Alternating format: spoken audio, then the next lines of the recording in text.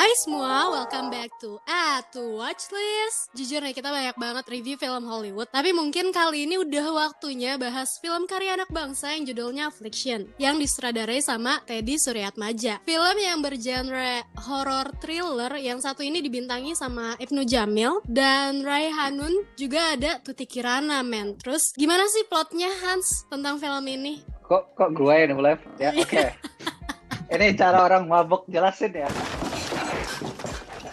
Oke, tapi filmnya simple sih. Intinya adalah namanya Nina, dimainkan oleh Raihanun, itu sedang berduka atas spoiler alert kematian ibunya. Terus tiba-tiba dia diberikan kesempatan oleh seseorang yang tidak dikenal. Jadi basically itu adalah orang nggak dikenal itu suruh si Nina sama suaminya dimainkan oleh Ibnu Jamil atau Hasan itu untuk pulang ke rumah jagain ibunya karena ibunya istilahnya udah tua dan mau meninggal begitu. Terus ya, habis itu ada elemen-elemen horor menunggu. Konteksnya mertuanya lah ya. Iya, mertua. Ya. Belum nikah jadi nggak gitu relate, cuma bisa tahu lah. Ya. Habis ini kita ada spoiler. Wah, apa tuh spoilernya? Soalnya filmnya itu agak straightforward, jadi nggak main lama. Jadi istilahnya apapun yang gue ngomongin setelah yang tadi itu udah bakal jadi spoiler. Slow juga nggak sih? Satu jam. Enggak sih, enggak laid back sih ini. Dia benar to the point sih, langsung kayak scene by scene-nya. Gue agak a bit worried. Aduh, apa ya, sesi tegangnya di mana nih gitu kan. Dan di situ mereka dapat banget sih. Jujur dapat banget, kayak ngebiarin pintu kebuka. Terus kita kan yang aware sama film horor ya, taunya kan biasa ada sesuatu nanti bakal yang masuk atau sesuatu yang kelihatan. Ini nggak yang jump scare banget sih filmnya. Ya, tapi gue nungguin gitu loh, kayak shit, gue ketipu nih gitu. Biasanya film horor kayak gitu ya, tapi ini enggak. Menurut gue sih dia masih ada standar trope film horor tuh masih ada, kayak dia nggak istilahnya mengubah total, tapi at least dia melakukan sesuatu agak fresh gitu. Iya, improvise a bit ya. Untuk ukuran Indonesia ini juga penting ya, kita akan mereview Affliction ini dengan standar film Indonesia, dengan apa yang ada di Indonesia secara teknik dan equipment ya, mungkin ya secara budget, yang gua tahu juga budget film ini cuma gue tahu budget ini karena kan ini diproduseri oleh partner ya kita di Cinema Heads, bukan nepotisme. Kita akan tetap mereviewnya secara jujur ya, tidak boleh jujur dan terbuka ya guys. Terbuka. Cuma untungnya film ini tidak jelek, itu yang gue bilang tuh bold, tidak jelek gitu kan. Tidak jelek, cuma titik. Karena secara teknis ada yang agak aneh. Kalau teknis kayaknya gue udah discuss sih kalau Hans. I don't know if that's just in my ear. Gue nggak tahu itu cuma terdengar di telinga gue doang. Terdengar mereka di gue sengaja. Juga. Lu pakai HP, lu pakai HP pakai headset. Iya, gue pakai headset. Gue nontonnya dari TV, jadi pakai audio. Jadi lebih terasa lagi. Pokoknya dia banyak white noise. Iya, betul. Gitu. Pas gue nonton, gue langsung komen ke si Hans. Sorry to say ya, apakah mereka sengaja dengan audionya yang kayak kalau nggak ngomong tuh kayak bising banget gitu kan, Pak? In gitu. general film itu tuh harusnya audionya bersih. Audionya bersih, cuma percakapan. Ini somehow mereka cuma, gue nggak tahu ya mic apa yang mereka pakai. Ini lambengnya gue harusnya kita tanya apakah dia pakai shotgun mic apa enggak gitu kan. Kalau shotgun mic kan obviously dia cuma mendengar apapun yang di dekat aktor itu, dia nggak kedengaran sekitarnya gitu kan. Tapi suara sekitarnya tuh parah. Cewek gue tuh kasih benefit of the doubt. Tahu nggak apa yang dia bilang? Apa? Dia bilang ini kan film perspektifnya Raihanun. Mungkin suara bising ini tuh untuk menjelaskan dia punya pikiran yang agak bising, agak terisi dengan ini itu. Apalagi kan kita dibilang dia kan kayak semi indigo, dia bisa lihat. Oh, oke, nice. Jadi oh ya emang begitu ya. Terus tapi kayak enggak sih, gue bisa dengar suara genset. Gue nggak tahu hantu itu suaranya kayak genset gitu. Gue ada faktor kayak lihat rumahnya gitu, lihat lokasinya apa kan, gue malah kayak wah ini tempat kayaknya enak juga nih kalau nginep. Yang mana?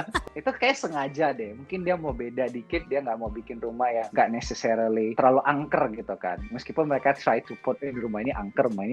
Tapi kita memang ya betul. Gue juga nggak rasain rumah itu angker, malah a bit comfy kan. Raihanun bagus jadi ibunya ini, believable. Memang ibu seperti itu. Pas juga ada momen di mana dia paniknya itu believable, which is a very good written karakter lah si Raihanunnya ini. Oh, gitu. I love her.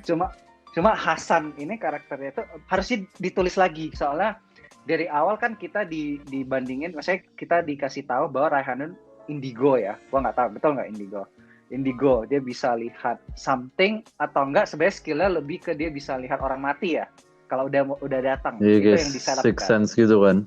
I see dead people. Ya, dia ada six sense-nya gitu. Sedangkan Ibnu Jamil adalah karakter yang paling logis. Jadi you got superstitious versus logical kan. Iya. Somehow mereka bisa jadi suami istri ya, unik, tapi ya that's the battle. Tapi sayang nggak di-explore lebih karena Hasan sampai setengah kan menghilang gitu. Cuma at the same time kalau lu memang bilang kayak oh ini bukan film yang harusnya sepantasnya horor kayak gitu, ya nggak usah tunjukin sekalian gitu kan, play along that line aja, bikin maknya pura-pura gila gitu kan untuk cover up this lie. Film ini tuh kan gabungin both tapi in the end supernatural kayak Hereditary. Oh iya kan? True. Kayak Hereditary. Jadi tapi Hereditary itu successful in terms of dia menunjukkan hubungan secara logikalnya di depan sebelum dia kasih horornya. Dia menunjukkan film ini selogiknya, se-thriller-thrillernya sampai to a point kita lupa ini film horor, tahu-tahu Indian dia kayak bang ini horor, orang bisa kebakar. Kalau ini kan enggak, ininya kita di start dengan semi dua-duanya di start langsung gitu. Jadi gue agak bingung. Pasti harus ada elemen-elemen horornya, coba elemen-elemen horornya juga tidak benar-benar dipikirin. Itu I think the weakness of this movie. I think movie ini ada konsep which is Mas Teddy. Kalau dia nonton film review ini, mohon maaf. Gitu kan.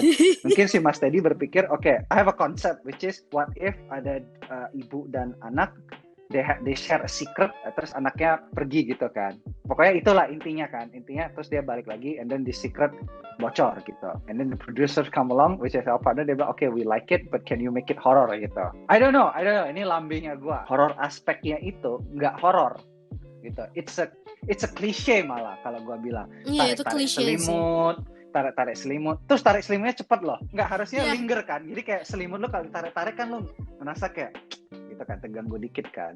Ini kayak seret, gue kayak cepet juga nih hantu. Dipelorotin.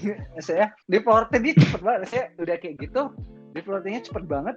Terus you should able to see dong apa yang narik gitu kalau secepat itu. Ya, dan ini was force-nya nothing. lumayan Terus kan. dia kayak tiba-tiba langsung udah keluar aja gitu kayak nyariin sesuatu ya kan. Terus gue langsung kayak gila ini anak sih berani sih. I'm a brave boy. Yang gua ngakak itu sebenarnya scene yang pas undang Pak Ustadznya itu loh. Oh iya. Iya. Dia sebat dulu terus ditawarin. Ya itu kan actually interesting kan, Ustadz sebat dulu segala macam kan. Talking about the budgets before you go ya, dia udah jaga warung, sering nolong tetangga, jadi Ustadz juga. makanya hebat lah ini orang ya, contoh Indonesia sekali apa lu gadanya, hebat. Tapi ya itu pas di bukan eksorsis sih, pas kayak wiji moment gitu yang manggil spirit gitu kan. Dia kan cuma la ilaha illallah kan. Ya. Gue nggak suka actingnya di sini tuh. Boleh actingnya nggak, maksudnya gaje, nggak abu-abu. Cuma jangan sampai abu-abu yang nggak kelihatan gitu kan. Gue nggak tahu lu tuh mau kemana gitu, segala macam. Maksudnya kita nggak jelas kan bahwa ibunya ini bisa dihantui, apa dia juga tutupin, dia acting juga atau gimana, itu kan nggak jelas kan. Iya. Maksudnya pokoknya tiba-tiba dia ambil pisau ke pohon, Arikiba, jangan dulu. Agak gitu. a bit shady sih di sana. Gue juga nggak paham. Maksudnya lu kalau misalnya mau bawa alurnya juga harusnya lebih believable lagi kan. Actingnya kayak emang lu merasa terganggu dengan guilt lu di hidup lu yang sekarang, makanya lu sampai kayak gitu. Pokoknya itu shady banget sih. Kayak gue nggak ngerti kenapa lu kayak gitu. Iya, kurang scene di mana Hasan kayak being unreasonable. Itu kurang. Ada tapi kurang, ngerti nggak? Jadi kayak dia kan kayak kenapa sih ini orang kayak ngotot banget nggak mau sama maknya, itu kan ada kan? Tapi iya benar, maksudnya kayak lu kayak giving out, although lu nggak mau kasih reason, tapi kurang ekstrim lah gaya dia untuk penolakannya gitu. Iya nggak believable. Awalnya kan believable kayak ada lah momen believable di mana pas Raihanan bilang, ayo dong kita coba urus, terus Hasannya nggak mau. Tapi somehow pas si anaknya Rian tuh ada gambar tuyul hitam gitu, dia bilang ini siapa hitam-hitam? Nggak tahu, langsung dia panggil ustadznya. Kan agak lucu kan, that thing that trigger him kan untuk panggil ustadz. Berarti kan dia nggak percaya si Raihanun kan, which is Raihanun yang punya sixth sense gitu kan. Di sini kita tahu bahwa si Hasan tidak percaya Raihanun punya itu tuh tidak dieksplor, tuh sayang gitu kan. Jadi gua kayak ya itu that suspension of disbelief lah antara dua pihak itu nggak ada.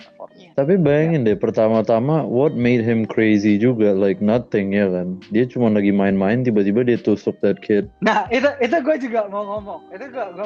Iya kan, kayak nggak make sense. Nggak make sense ya. Kalau anak ini ditusuk, nggak make sense kalau anak ini ditusuk. Kayak his life is bagus ya kan. He has a home, ada friends, ada ini, ada apa. Nggak kayak fucked up gitu kan. Ya maksudnya Iya betul, mungkin kurang kan dikasih lihat kan, kayak how is this kid better than this other kid. Kalau memang nggak bisa menggambar ya itu udah nasib lo. Orang-orang kan dikasih talenta berbeda-beda. Kebetulan dia bisa gambar, mungkin lo bisa hitung. Ya ini best friend lu man, like what? Iya best friend. Tapi sebenarnya yang kalau mau disalahin sebenarnya salahin maknya. Iya, dari awal yang salah nyokapnya. Kenapa? Sih. Salah maknya itu adalah kenapa mangganya biasanya tuh dulu. Ya kalau anak kecil itu kan dikasih buah-buahan itu sudah dikupas. Ini anak-anak sudah kecil dikupas, dipotong, dikasih sama pisau-pisaunya. Okay. Oh iya bener juga. Let me see what you have. Untuk nyokapnya gue lebih believable sama nyokapnya si Dimas yang suddenly gila ya kehilangan anak. Gue lebih appreciate dia. Jadi gondrong. dia jadi Nyiroro Kidul ya. Iya. Kopi, nggak banget nih, nggak ada kopi. Holy shit. Terus anak satu-satunya hilang. Kan gue jadi kayak iba ya. Itu kok. Narsi ya, Narsi. Ini message untuk kamu. Meja diciptakan untuk ditaruh kopi, bukan gagang kursi. Kau taruh kopi di situ. Terus udah tau maknya begitu. Maknya pengen minum kopi, taruhlah di termos. Gantung termos di kepala makmu gitu kan. Tapi si Narsi ini kayaknya habis nonton Sherlock Holmes kan, dia langsung bikin research gitu. Tapi it's not a research, itu cuma foto-foto keluarga dia kan, tapi dibikin kayak itu loh, strategy plan gitu ya. Punya. I wish dia punya ending ke Invisible Man, which is kita bikinnya begini rupanya enggak gitu kan. Rupanya ada lagi sequence di belakang, tapi itu gilirannya si Nina fight back. Gitu kan. Kalau di Invisible Man kan ada momen itu di mana kayak shit man, si Invisible Man ini udah puppeteer everything and he succeeded gitu kan. Tapi bukan berarti lu ada aktris lu harus kayak si Elizabeth Moss-nya kayak bacok-bacok dia aja, enggak gitu. Tapi dia tahu cara main baliknya gitu kan to this guy gitu. Harusnya kalau menurut gue I don't know, maybe constraint budget juga mereka nggak bisa bikin scene pemakaman untuk ibunya, which is I find pretty weird kan. Terus tiba-tiba sense of time-nya itu nggak jelas gitu. Masa gue ngerti kemarin gue bilang orang Muslim itu kalau meninggal tuh biasanya langsung dikubur, biasanya hari H kan. Oke, dia udah meninggal hari H, terus nggak ada investigasi gitu, nggak ada orang desa gitu datang, Pak Ustadz not even datang gitu kan, segala macam itu on the back side gitu loh. Harusnya have a phone call atau apa kayak gitulah untuk show konteks gitu, jangan just another scene terus gue nggak ada konteks gitu kan. Terus tahu anaknya happy po ame melalang kupu-kupu kan di itu, terus anaknya udah nangis, ibunya nangis segala macam, terus mau pulang. Terus pas udah tahu arah kiblat, Arikiba itu, which is di itu tahu-tahu cuma arah kiblat. Rahanan lumayan lama loh untuk investigasinya. Kalau gue udah kayak gitu, gue udah tahu intinya gue ke situ. Tapi dia enggak loh, dia takes a long time loh untuk kesana. Untuk cek kiblat. Iya, dragon. Very drag. Gue nggak ngerti dragnya kemana gitu. Cuma ya itu. Betul lah Hasan. Kalau misalnya this is my ending ya. Let's say Hasan trying to persuade si Nina. Nina yang punya conscience, dia nggak mau. Tapi karena ini suaminya, dia harus tetap bantu suaminya. Ya udah dia okein aja gitu kan. And then kalau misalnya oke, tapi dia deep down konteks si Narsi. Dia kasih tahu surat kayak apa kayak gitu kan. Karena kan si Narsi kan punya skill yang hebat ya, ninja ya. Harusnya dia bisa di situ terus bawa cangkul, tapi bawa cangkulnya a bit over the top sih. Tapi I guess it is what it is kan. Cuma gua pengen a movie kayak okay, this is the reality now gitu loh. Kalau let's say gua sama istri gua memang orang sebejat itu, gua udah bunuh orang, gua coba persuade istri gua sampai dia mau karena we're a family gitu kan. Tapi gua tahu deep down si Nina itu conflicted di dalam kan, afflicted. Tapi ya Indian dia konsisten nggak tega, dia tetap kasih tahu, and then whatever happen ya udah itu haknya. Itu actually it will make it a more interesting actor gitu kan. Kayak wow gitu. Terus ada yang satu scene yang dia anak ceweknya itu lagi selfie and then a little kid popped up. Dia kan 3 kali tuh, mungkin sengaja kan, orang kan expect kedua kali udah ada kan, tapi dia nunggu 3 kali, same pose, same layout gitu. Anak ini agak insecure dia harus foto 3 kali on the same spot, terus tahu-tahu muncul kan. Terus dia kayak ada, terus dia kayak lihat ke belakang, oh mungkin anaknya jatuh kali ya ke bukit ya. Iya. Bodoh. Endingnya nice, I think he had the ending in his mind for so long gitu loh. Cuma action leading to that-nya aja nggak jelas, kayak pas dia jemur kain, baju kain kan, gue expect something happen dong. ya nggak? Iya benar.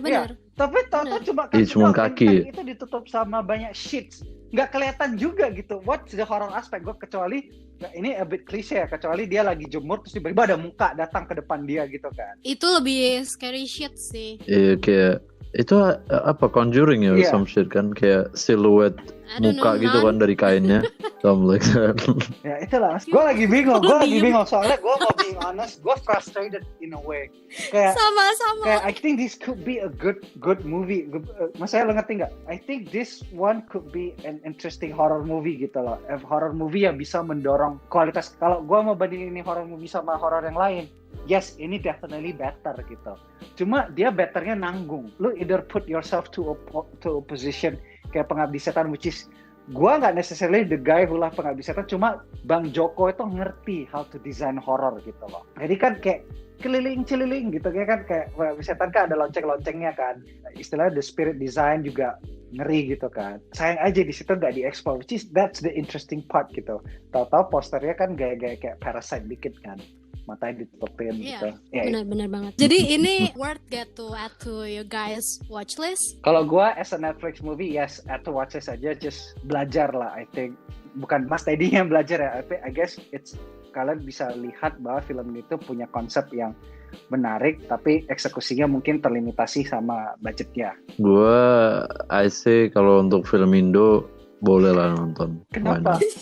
Kalau buat gue sih, gue add karena gue harus dukung terus ya film Indonesia, to be honest. Dan untuk skripnya gue tertarik banget. Untuk castnya, well, menurut gue yang ngangkat memang Kak Raihanun. She's the best gitu di sini, jadi kalian harus coba nonton. So that's it. Itu dia review kita kali ini tentang film Affliction. Pokoknya kalian semua cinema lovers out there, dukung terus film Indonesia. Jangan lupa like, comment, subscribe, dan tekan tombol loncengnya supaya nggak ketinggalan episode kita selanjutnya. To watch list presented by Cinema Hats.